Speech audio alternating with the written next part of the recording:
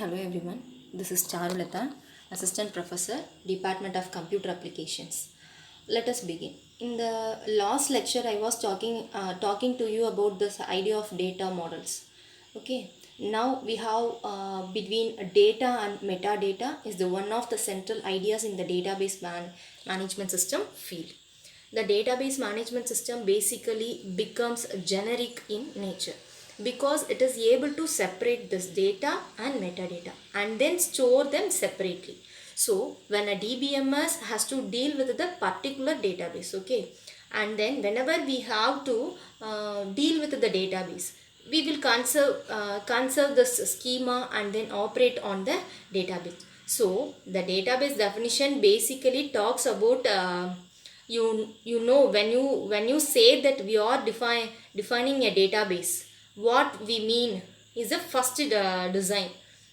This is schema for the database, and then we will, when you say what database loading, data is getting updated when what we mean is to actually store data into this skeleton structure which we have to set up. The skeleton structure is basically the table of tables with a table's name, attributes name, etc. at blank it ends. So that is what the distinction between schema and data versus schema. This is a very central idea in database system.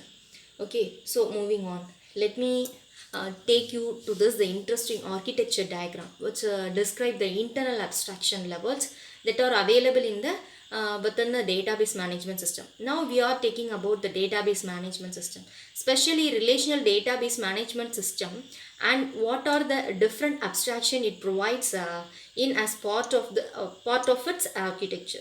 So this is properly called the three schema architecture, and we will see how exactly what are the various things that are there.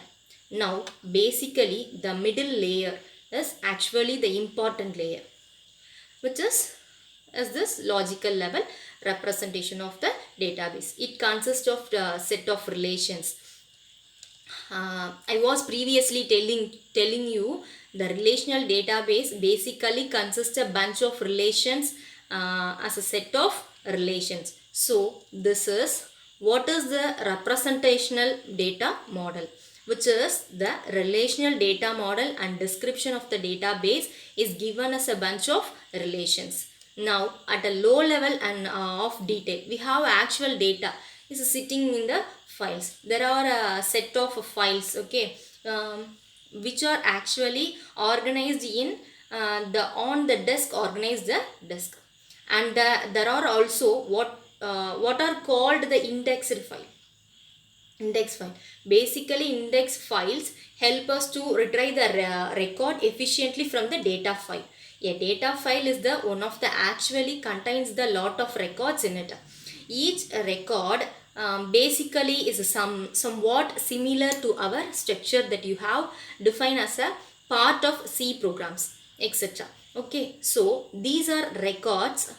These are records, and then we also have index files. Index files are given, or again basically they implement some kind of data structure, and then they will help us retrieve the data record from the data file efficiently. So we will spend some lot more time trying to understand what are the various kinds of indexing techniques later on this course. But right now we can just say the index files help us locate the data records efficiently. So the data is actually lying the physical level on the disk. um, Disk, and then so that is the physical level schema. So to the say the metadata at that level. So the metadata here basically consists of the what is the file and what is the record structure, etc. So is that record fixed a fixed length record, or that record having the variable number of fields in it, various other details like that. So that is the physical level schema. So we will come back to this diagram. Let me first take you So at the top level is this view level. So I have a slide for that. Um, so let us look at what is the view level. So view level, logical level, physical level. These are the three levels with or we talking about. The view level basically consists of a finite number of views. What is the view? Viewers describe the certain aspects of the database which relevant to the particular group of users. Okay, yeah, aspect of the database which is relevant to the particular group of users. Let me give an example. For for instance, let us look at the context of the library database. Okay, if you have a go, if you have gone at the university library or in institute library, you will see that there in this place where issues of books are written, of books and all of them are managed, and of most of them you will interact with the particular section, because that is where you borrow items, return items properly, pay fines and things like that. If you are delay in returning an item, they will collect the fines from you and all the right. So that is the issue return management section.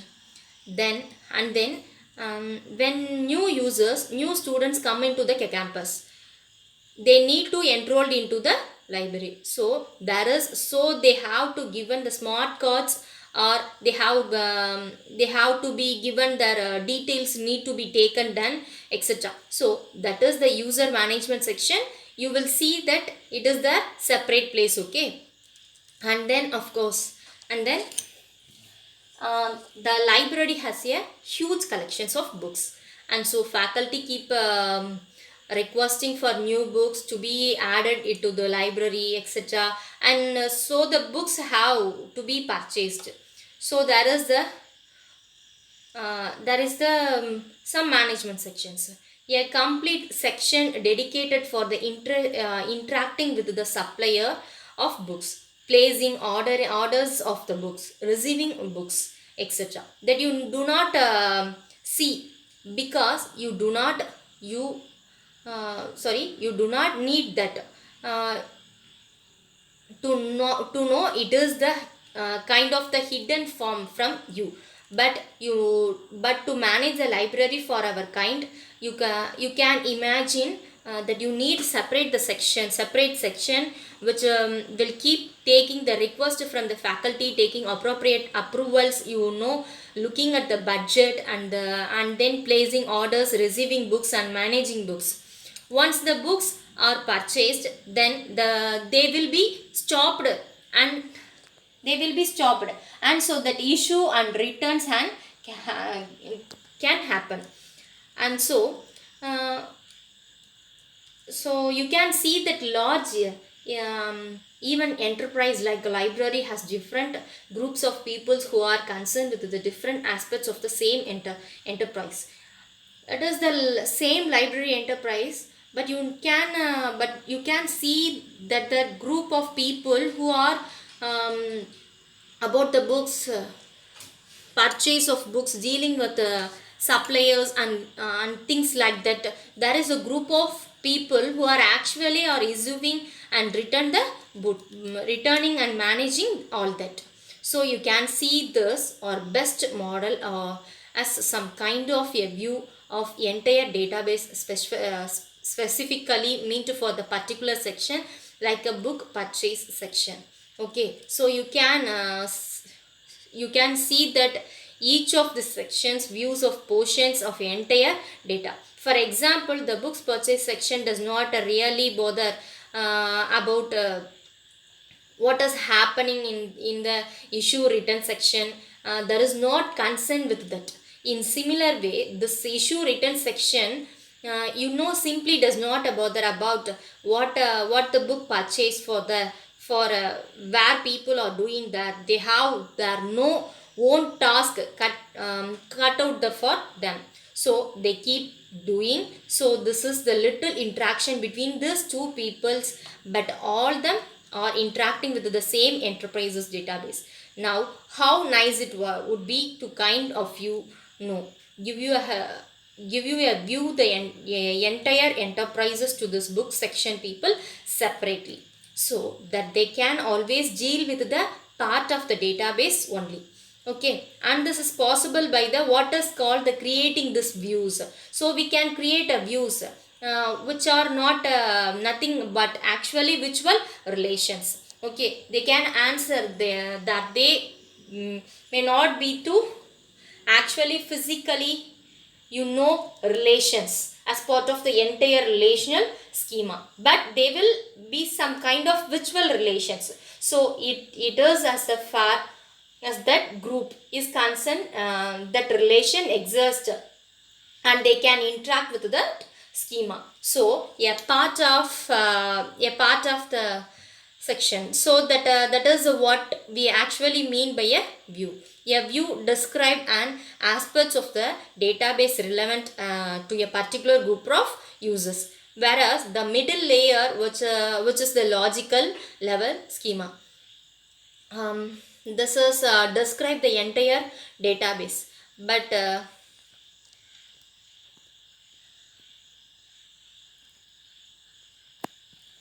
sorry,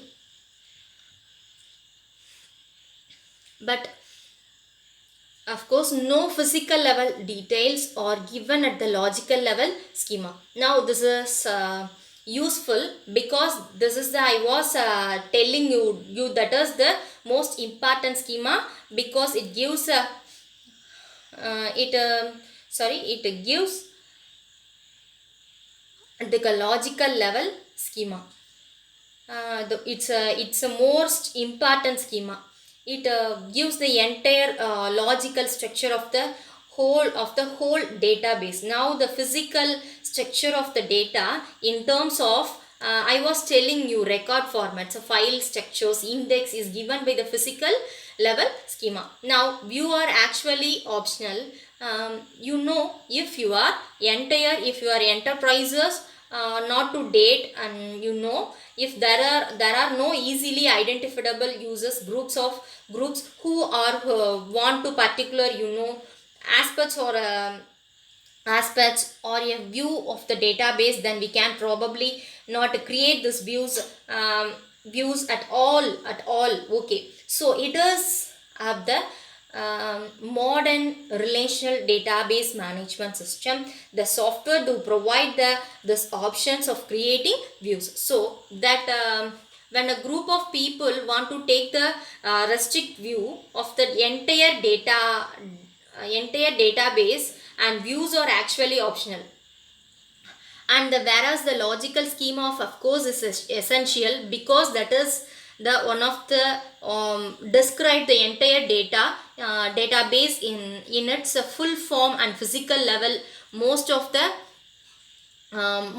modern RDBMS software is actually completely hiding this physical level, and giving them even the database administrators giving the limited access to this physical layer. We will see why it isn't happening. You may want to actually have access to this physical layer, and then how the data is actually stored on the files form and formats and things like that. If you want to tune the performance of the database, how is the database performing for the entire in certain kinds of queries. If the database is taking an unusually long time, you would like to go investigated as to why is it's happening, and then you may want to kind of thinner at the data at the physical level, but the trend to hide the details of the database, sorry, physical level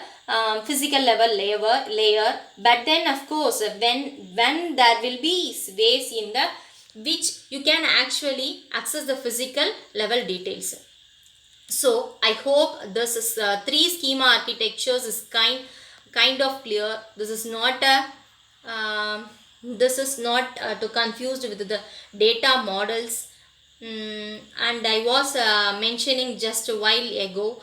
Okay, the three kinds of data models that I was mentioning a while uh, Moyle mentioned the conceptual level data models, and those conceptual levels data models are different in the within the relational data model, which is representational level data model. We are now looking at the implementations of the relational data model. The RDBMS is one of the implements the relational data model, and while implementing the relational data model, it provides this kinds um, of other facilities.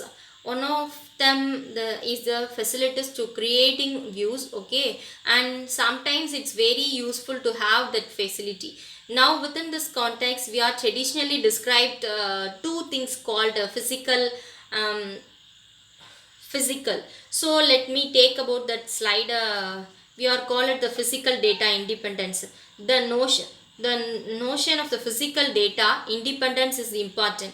What is basically says is that I should have the ability to modify the physical level schema without affecting the logical or view level schemas. Okay, so the database management system should be so architecture such that I should have to have the ability to kind of modify the physical level details, like creating a new file, inserting into the system, or talking a existing file and splitting into the two different files, etc. Such kind of modifications I should be able to do without the affecting the logical and the view level description of the levels of the schema. Why would you to require that? First thing is that the once you describe this database, there are this these what are called the application that will be built based on the assumption that the database has all these details. So what exactly in application? An application is a program written in a typical high-level languages like C, C++, Java, which uses SQL and interact with the database and modified the database, retrieve the results from the database. Okay, so these application programs are very important, and they are the ones that actually updated the database. Okay, and they in fact implement the data day-to-day requirements of the enterprise of the modifications of the database. Now supposing I have already set up the few applications program like this, I do not want to redevelop all those applications programs, because a new file has been added into the database. Now for the example, um, so is it really possible? That is the kind of questions that we are facing. So it is really possible, then we will be called the physical data independence. And then how does it actually do that? And first of all, why do we have to any modifications at the physical level? That I suppose to be cleared, because we may want to do performance turning a certain applications is running slow, because is it trying to access the database in the certain way. And we know the find the after looking through the applications, we know find we have an additional file which stores a slightly different different of records. Then this applications will now become faster, and so we would like know add that file at the physical level. So this is called this is what is the performance tuning. And so because of this, we should be able to want to have this ability of doing a modifications to the physical level. And ideally, if you do this physical level modification, we will not like the logical level and view level schemas to change. Okay, so that is this ability that we are talking about. So How is it is achieved? It is achieved by the ensuring that the modification we have done is in some localized, and nothing comes free. So how does it actually come? It's achieved this particular ability of a physical data independence, achieved by the suitably modifications of the physical layer to the logical layer mapping in the database. Okay, now what is the time? Go back to the those three schema structures: uh, architecture, picture. I think I can just go back like this, uh, this one. So I talked about this set of relations, and then I talked about this set of views, and these are one these are the ones to provide the specified, uses a view of group of people, etc. Now this is the time to talk about the boxes or that are lying between these layers. So this is the box that will be that the basical captures the logical level to physical level mapping. What is the basically it consists of? It's, you have a relation, let us say R1, that is relation 1 set of tuples. R1 is the set of tuples, it is the set of tuples. Okay, each tuple consists of a bunch of values. So it is that conceptual thing, and now physically, it has to be stored, each of those tuples might to be stored the single record, or each of those tuples might to be stored as a two records. We do not exactly how it is happens. Okay, so there is a bunch of ways, probably one file or probably two files or three files, that are kind of implementation this relations. So that is that details are actually here. And logical level data independence, it's a time for ending. So thank you so much for attending here.